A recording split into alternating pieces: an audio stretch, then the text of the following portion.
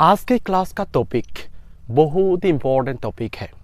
क्यों important topic है बोलने से ये टॉपिक से फाइनल एग्जाम में तो क्वेश्चंस आना ही है। और ये टॉपिक का ये जो कॉन्सेप्ट है, ये कॉन्सेप्ट क्लियर होना बहुत ही ज़रूरी है। बहुत ही इम्पोर्टेंट टॉपिक है। आप लोग आज का क्लास को आप लोग पूरा देखिए, इसकी मत कीजिए, क्योंकि ये टॉपिक से एग्जाम में श्योर एंड सर्टेन ये गारंटी है कि आपको एग्जाम में क्वेश्चंस मिलेगा ही मिलेगा। आज का टॉपिक क्या है? Excess demand. बहुत ही इंपॉर्टेंट टॉपिक।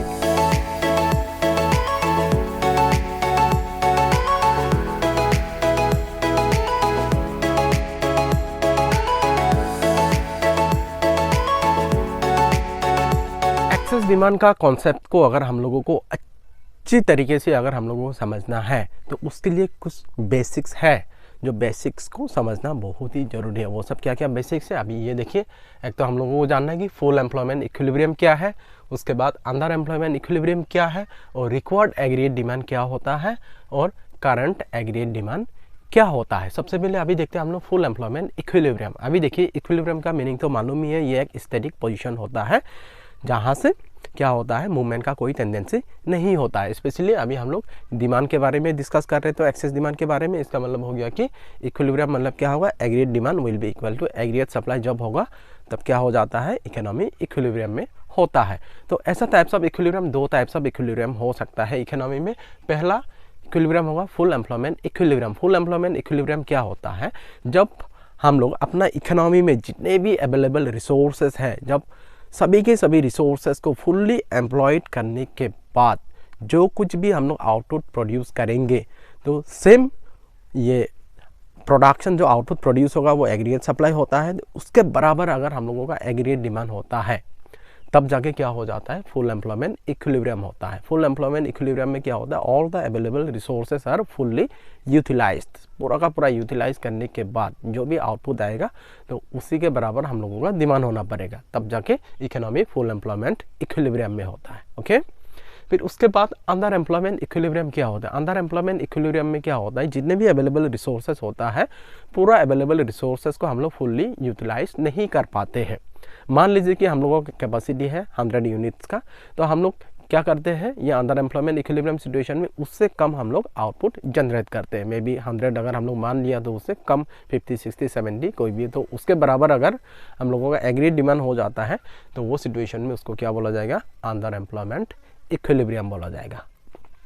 उसके बाद रिक्वायर्ड एग्रीगेट डिमांड क्या होता है। रिक्वायर्ड एग्रीगेट डिमांड क्या होता है कि जब हम लोगों का इकोनॉमी फुल एम्प्लॉयमेंट इक्विलिब्रियम में होना होता है। मान लीजिए कि जब हम लोग का इकोनॉमी इक्विलिब्रियम होता है तो क्या होता है, aggregate demand equal aggregate supply होता है।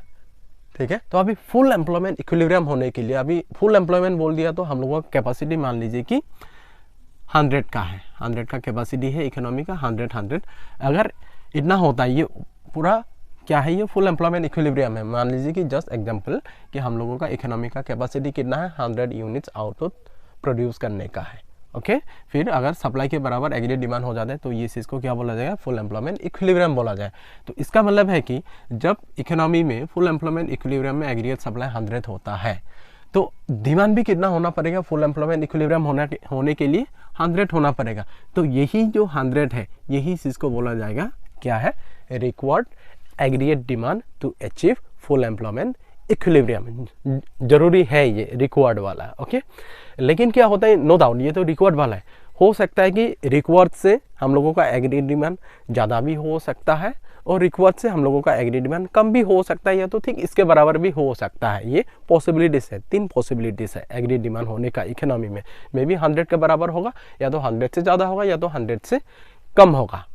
ठीक है, तो जो भी होगा 100 से ज़्यादा हो या कम हो या तो इसके बराबर हो, तो एग्जैक्टली जो है करंटली जो एग्रीगेट डिमांड है वही चीज़ को क्या बोला जाता है, करंट एग्रीगेट डिमांड। ये चीज़ को आप एकदम दिमाग में बिठा लीजिए अगर ये कॉन्सेप्ट को अच्छे से समझना है तो। एक्सेस डिमांड का मीनिंग देखिए, excess demand refers to a situation where the current aggregate demand, दिखाई दे रहा है ना, current aggregate demand is greater than the required aggregate demand to achieve full employment equilibrium. जब हम लोगों का current aggregate demand, required aggregate demand जो चाहिए होता है फुल एम्प्लॉयमेंट इक्विलिब्रियम के लिए, उससे ज़्यादा जब होता है तो तब वो सिचुएशन को क्या बोला जाएगा, एक्सेस डिमांड बोला जाएगा। अभी डायग्राम में देखिए, इधर हम लोग ले रहे हैं एग्रीगेट डिमांड, ये हो गया आउटपुट इनकम या एम्प्लॉयमेंट हो गया। ये 45 डिग्री लाइन क्या है, एग्रीगेट सप्लाई कर्व है। और ये जो एडी दिखाई दे रहा है ना, ब्लैक लाइन जो दिखाई दे रही है आप लोगों को, ये एग्रीगेट डिमांड क्या है, ये क्या है, required aggregate demand to achieve full employment equilibrium. That means क्या है, इतना सप्लाई होना पड़ेगा और एग्रीगेट डिमांड भी इतना होना है। दैट मीन्स ये जो डायग्राम दिखाई दे रहा है ये फुल एम्प्लॉयमेंट इक्विलिब्रियम सिचुएशन का डायग्राम है, ठीक है। फिर क्या हो जाता है ये सिचुएशन में, ये तो हो गया रिक्वायर्ड, इतना जरूरी है फुल एम्प्लॉयमेंट इक्विलिब्रियम होने के लिए। तो वो सिचुएशन में क्या हो जाता है, हम लोगों का करंट एग्रीगेट डिमांड उससे ज़्यादा हो जाता है, उससे ज़्यादा हो गया। देखिए यहाँ तक आ रहा है, सप्लाई सिर्फ इतना आ रहा है और हम लोगों का डिमांड उससे ज़्यादा हो रहा है। बात ये जो करंट एग्रीगेट डिमांड और ये जो रिक्वायर्ड एग्रीगेट डिमांड है और ये जो करंट एग्रीगेट डिमांड है, दोनों कर्व के बीच में एक जो गैप बना हुआ है, आप लोगों को दिखाई दे रहा होगा गैप, है ना। यही गैप को क्या बोला जाता है, इन्फ्लेशनरी गैप बोला जाता है। अभी इन्फ्लेशनरी गैप को हम लोग कैसे डिफाइन करेंगे, अब देखिए, when current aggregate demand is more than required aggregate demand to achieve full employment equilibrium, उस टाइम में क्या होता है, देयर एग्जिस्ट है गैप बिटवीन दिस टू, यही करंट और एग्रीगेट डिमांड के बीच में गैप बन जाता है और उसी गैप को क्या बोला जाता है, which is called inflationary gap. अभी हम लोग देखते हैं एक्सेस डिमांड क्या कारण से क्रिएट होता है। अगर इकोनॉमी में एक्सेस डिमांड होता है तो हम लोगों का इनकम, प्राइस और एम्प्लॉयमेंट में उसका क्या इम्पैक्ट होगा, जैसे हम लोग स्क्रीन पे देख पा रहे होंगे। सबसे पहला रीजन है rise in household consumption demand due to increase propensity to consume. अगर हाउस होल्ड का प्रोपेंसिटी टू कंज्यूम इंक्रीज होता है, उसके कारण अगर हाउस होल्ड का कंजम्पशन डिमांड इंक्रीज हो जाता है, उसके कारण एक्सेस डिमांड क्रिएट होगा। फिर उसके बाद सेकंड रीजन है rise in private investment demand because of higher provision and availability of credit facilities. अगर क्रेडिट फैसिलिटीज़ अवेलेबल होता है, उसके कारण क्या हो जाता है, अगर प्राइवेट इन्वेस्टमेंट डिमांड अगर इंक्रीज हो जाता है, तब उसके कारण एक्सेस डिमांड का प्रॉब्लम क्रिएट होता है। फिर नेक्स्ट जो रीजन है वो है हायर पब्लिक या तो गवर्नमेंट एक्सपेंडिचर। अगर गवर्नमेंट ज़्यादा एक्सपेंडिचर कर देती है, उसके कारण भी क्या हो जाता है, एक्सेस डिमांड का प्रॉब्लम क्रिएट होता है। इसके बाद है rise in demand for exports. अगर हम लोगों का एक्सपोर्ट का डिमांड अगर इंक्रीज हो जाता है, तब उसके कारण भी क्या होगा, एक्सेस डिमांड का प्रॉब्लम क्रिएट होगा। और नेक्स्ट है राइज इन मनी सप्लाई। अगर मनी सप्लाई इंक्रीज होता है तो ऑब्वियसली क्या हो जाता है, इकोनॉमी में एग्रीगेट डिमांड इंक्रीज हो जाता है। फिर उसके बाद राइज इन डिस्पोजेबल इनकम। अगर हम लोगों का डिस्पोजेबल इनकम ज़्यादा इंक्रीज हो जाता है तो हम लोग ज़्यादा डिमांड करने लगते हैं, उसके कारण क्या हो जाता है, एक्सेस डिमांड का प्रॉब्लम क्रिएट होता है। अभी देखते हैं impact of excess demand. General price level में इसका इम्पैक्ट क्या पड़ेगा, क्योंकि economy already full employment equilibrium में है। अगर उससे ज़्यादा अगर हम लोगों का एग्रीगेट डिमांड इंक्रीज हो जाता है तो उसके कारण क्या होगा कि हम लोग तो सप्लाई तो इंक्रीज नहीं कर पाएंगे, क्योंकि already economy full employment equilibrium में है, अवेलेबल रिसोर्सेज नहीं है एडिशनल आउटपुट प्रोड्यूस करने के लिए।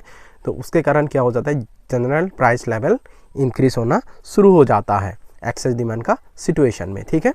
फिर आउटपुट में इसका क्या इम्पैक्ट पड़ेगा, आउटपुट में इसका कोई इम्पैक्ट नहीं पड़ेगा, क्योंकि आउटपुट तो डिक्रीज होने का सवाल ही नहीं है, क्योंकि already economy full employment equilibrium में है।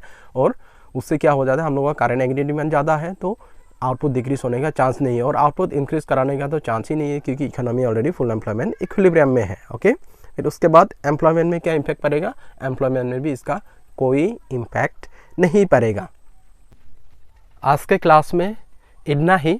हम लोग नेक्स्ट जो क्लास हम लोग करेंगे, वो क्लास में हम लोग एक्सेस डिमांड का सिचुएशन को कैसे ठीक किया जाए, या तो measures to correct excess demand, उसका ऊपर में मैं नया वीडियो बनाऊंगा, डिटेल में मैं आप लोगों को समझाऊंगा। ओके, मिलते हैं नेक्स्ट वीडियो में।